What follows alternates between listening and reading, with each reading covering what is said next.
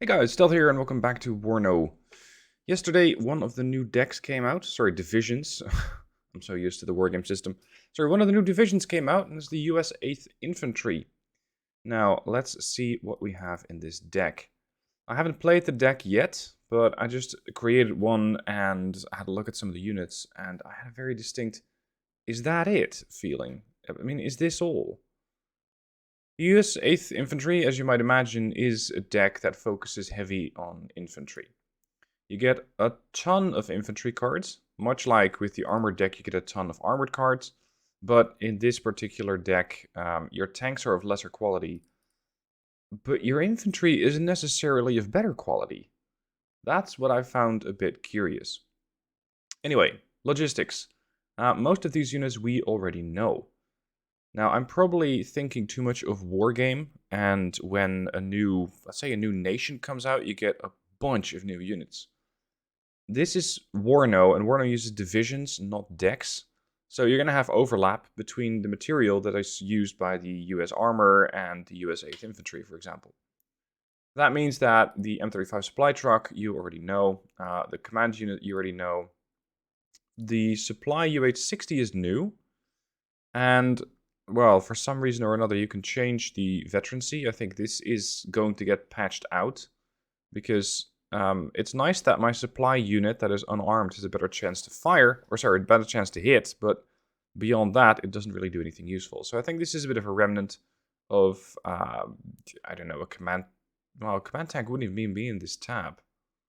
I'm not sure. Anyway, it's probably going to get patched out. You got the M113A2 supply unit. They have the exact same price as the M35, and these units are pretty similar in the... Come on. Don't be like that. I want to compare this with that. They are pretty similar in the amount of supplies that they carry. Both are 800. It's just that the M113, so the APC, is slightly faster off-road and definitely slower on-road. And the M35 is basically the opposite, being a wheeled vehicle. Now the deck, I'd say it's more of a mechanized deck than a motorized deck, in the sense of the traditional wargame system. Again, I'm going to have to try and phase that out of my head, but that is usually the standard that I compare things to. Anyway, what do we have? We have the mech rifles, which we also have in the armor div. Mech Rifles Law and Mech Rifles Leader. New are the Jägerführer, which is the Jaeger command squad. Bravo quality unit, not particularly interesting outside of that. Yes, they have a Carl Gustav M2, so you have an anti-tank capability on your CV, if you will. But if something gets this close to your CV, and if your CV is forced to fight, let's say, I don't know, a T80 that strays towards it, you're probably not going to win that anyway. Then the Jaeger, they're a new unit. Charlie level unit, so mediocre. They have the G3A4, the MG3, and only 4 charges of the Panzerfaust 44. Feels low. If I'm comparing it to the mech rifles, the mech rifles have the Law. Yes, it does less damage, but they have 8 of them. The rate of fire is 20. If I compare that to these, they have less rate of fire. They have some better accuracy, I believe. Here's the Law. They have some better accuracy at 55% versus 39. But 4 on an 11-man squad?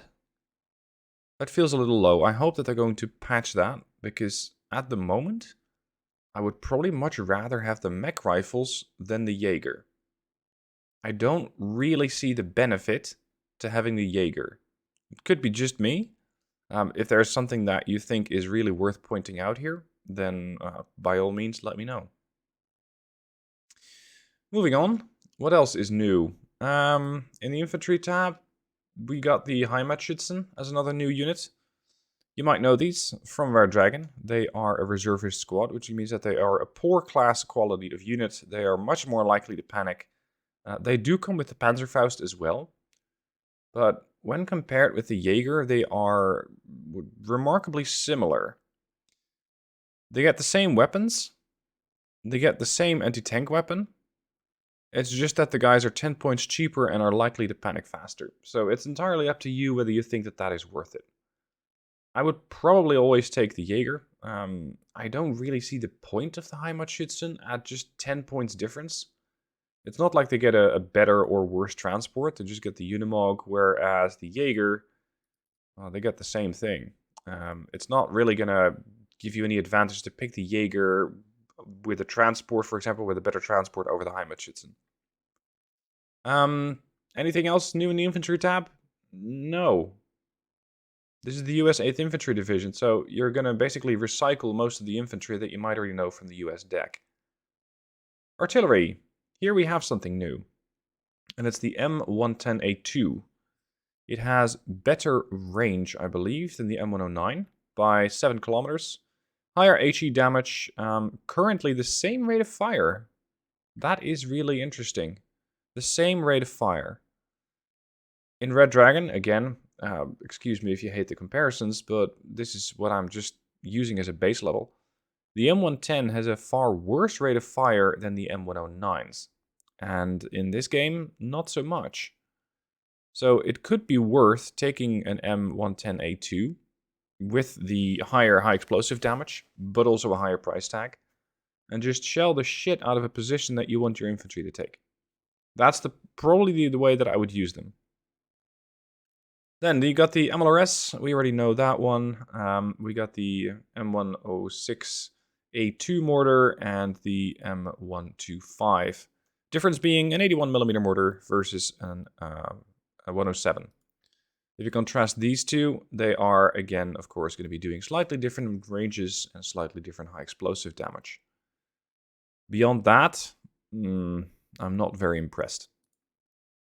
Tanks. We have the M101s, you know these from the US Armored. You got the M901, which is probably going to be pretty important for this deck, because they get 25 AP or 25 pen. They also, if you really upvet them, get a ton of accuracy, making them extremely lethal. But this vehicle only has 2 front and 2 side armor, so expect it to die rather soon, the moment that something looks at it funny. I, for one, am not entirely convinced about it yet, but I think you're going to basically be forced to take this unit, because otherwise your best pen is 19. Since the infantry, with the Mac rifles and their Dragon, is 18, the arrow rifles and their Law is 14, and the Jaeger is 15. You're going to need something that does more damage to armor. Then they got the 728 CEV, we know that one, and the M60A3 Patton is a new kid to the block. I don't know when to use this. It is not going to hold up against any kind of a T-80. It's only has 10 frontal armor, which means any T-80 is going to look at you, shoot you, and pen you, and immediately proceed to do a lot of damage. They are maybe useful as support units for infantry, if you're fighting other infantry. But even as a swarm tactic, in this game, with the lethality of the cluster bombers on red side, I don't think that this is going to be a very useful unit. Again, this is my first impression. I have not played the Patton yet, but the way that I'm looking at the unit, I'm not particularly excited to do so either. And that's the whole thing with the 8th Infantry Division. I thought, oh good, we're going to have new divisions, new units. Is this it? Okay. This is it. I really hope that they manage to get at least me and the player base at large more excited about the game. I really do. Because there are simply not a whole lot of people playing it at the moment. The last new arrival here is the M60A3 Command Tank Patton, which is a bunch cheaper than the M1 Abrams CP, but similarly fragile to the M60A3. 10 frontal armor, you got a mere 2 top armor, which of course the Abrams, well, it does get 1 point armor more, but it could make the difference. Again, not terribly exciting. In the Recon tab you have some new units. We got the Jäger Aufklärer, and these guys have, again, Panzerfaust, but only 4 on an 11-man squad. I don't know what it is about the Panzerfaust. Is it heavier? Is it more, I don't know, more expensive to be employed? You just don't get a lot of them. And I don't understand why. These guys are of a good infantry quality. Exceptional optics, exceptional stealth, and I agree with what Razman said in his video. I don't like the jack of all trades and the master of all system. Because these guys have an okay anti-tank, an exceptional optic, and exceptional stealth. That seems a bit much. But then again, that goes for the scouts just as well. So, not strictly limited to this particular unit. The Rangers LRRP are interesting. They are a 6-man squad, but take note of how many anti-tank weapons they managed to carry with the 6 of them. 8 charges. Jaeger, 11-man squad, 4 charges. Wait, what? Why? Again, this could be patched out in a week or so. I'm not sure if that's part of the plan, but again, I'm going, why? Why is a squad that's a little more than half their strength capable of carrying double the anti-tank ammunition? Of a better anti-tank caliber at that. It's an 83mm versus a 66mm weapon. Anyway, moving on. The Rangers are coming in the Black Hawk, as well as in the W50LA-A. Just your basic truck. The Black Hawk, you might already know, it is nice that you get these 2 M240s, the door guns, if you will. And with that, you can probably suppress infantry. But a Black Hawk, again, is not particularly well suited to conflict. So I suppose that maybe as a flank defense, something over a tree line, you can make these things work.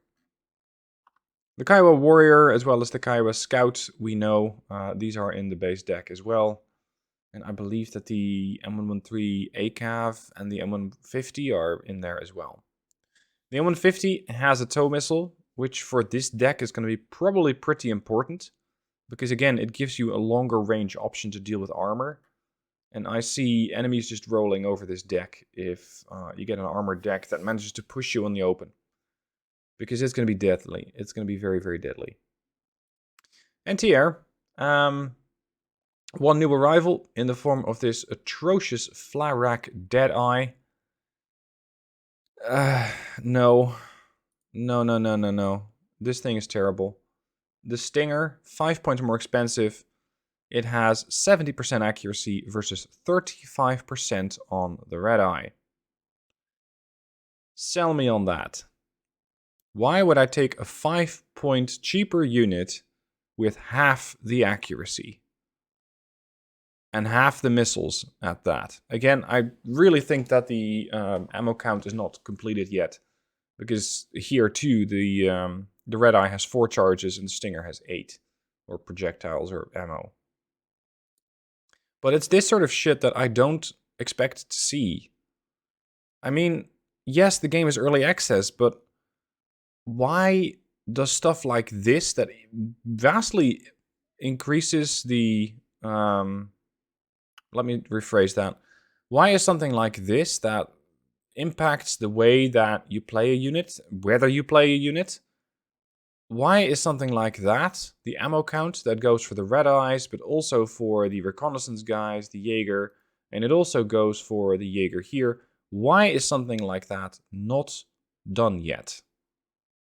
It's early access, but I'd say this should be part of their basic quality assurance sweep. Do the units have enough ammo? Yep. Because if you look at the standard ammo, that seems pretty normal. Anyway, I hope that stuff like that gets patched. As for other anti-air units, you already know all of them. There's nothing new here. Helicopters, the Cobra and the Tow Cobra. Again, nothing new there. And then aerial units, we get the Alpha Jet with high explosive and the Alpha Jet with napalm. I'm not sure if this is supposed to say minus 0%. At any rate, the Alpha Jet does not have a lot of ECM. Is very slow. 700 kilometers in this game is treated as slow. And overall, I don't find them to be very interesting. Yes, it drops napalm. Yes, it drops high explosive, but I can also drop high explosive with the F111. And I know that this thing is fast and generally makes it out of the AO alive, as well as it arrives faster. Trajectory to the map is only 4 seconds versus 15 seconds on the Alpha Jet. I'm not sure what the selling point of these things is. If I take them at the lowest veterancy, I can get 3 per card. Okay. If I take the F111 at the lowest veterancy, I can get 2. So it's not like you get, I don't know, 5 or 6 of them as a sort of throwaway plane at 75 points. I just don't get it. I just don't get it. The Raven you already know. I think in this deck your air support's going to be pretty important. Especially the cluster fighting Falcon as an additional way to deal with the type of armor that you might be coming up against. So I would definitely, for this particular deck, pick a Raven. And have these things, of course, escorted by the new fighting Falcon. I love the unit model. That thing looks very, very crisp. And as a fighter, it seems to be doing okay. It's far, far cheaper than, for example, the F-15. The F-15 is, I think, 390 points, unless they patch that. And this thing is 185. It is 185 and comes with 2 Sparrow missiles and 2 AIM-9s. Exceptional agility, good air optics, and pretty fast. 1229, 30% ECM, 8-second trajectory. This is going to be important because you might not arrive as quickly as you might like. It is not as quick as the F-15. Keep that in mind. The Raven, by the way, I think is a faster plane. Yeah. By very little. This is... No, sorry, not even by very little. This is a 1500 versus 1200. And their trajectory is only 4 seconds. Anyway, the F-16C with the cluster bombs I think is going to be useful, as I said, to deal with enemy armor. 9 pen, 2 Rockeye 2s means that it's going to do quite a lot amount of damage. And you're probably going to need that pretty bad. Now, the overall feel of this deck is serious. Is that it? Is that it? Maybe it's an early rollout and we're going to see more different units in the 8th Infantry. But I, for one, am not particularly enthusiastic. It's, of course, not like when they announced South Africa or the Netherlands or any of the other red decks that were added for a war game. Because then you get a whole new deck. You get a whole new unit experience. And they added a ton of units. So when I heard, oh, they're going to be adding the US 8th Infantry, cool. I was expecting a bit more new stuff, but we're not getting that. And as I'm looking at this deck, I'm thinking, okay, where are my autocannons? Where's my fire support? Because the infantry comes in M113s, which, yes, they come with machine guns, but that's not really going to do damage to infantry as quickly as I would like. Your tanks, well, I suppose that the Patton has to double as an autocannon? I don't know. It's, of course, more expensive than a Bradley. It's more survivable than a Bradley. But it doesn't have an autocannon. It just has a tank gun. So fire support in this deck, I, at the moment, don't know where that's going to come from yet. It's definitely not going to come out of your Helo tab. It's definitely not really going to come out of your air tab. So where? I don't know. Anyway, that's it for this video. I hope that you have, how should I put this? That it's given you an idea of what the 8th Infantry has. Not necessarily what it does, but I will play this. And I'll give you my opinion on that in a different video. Let me know what you guys think down below in the comment section. And I'll see you soon for more videos.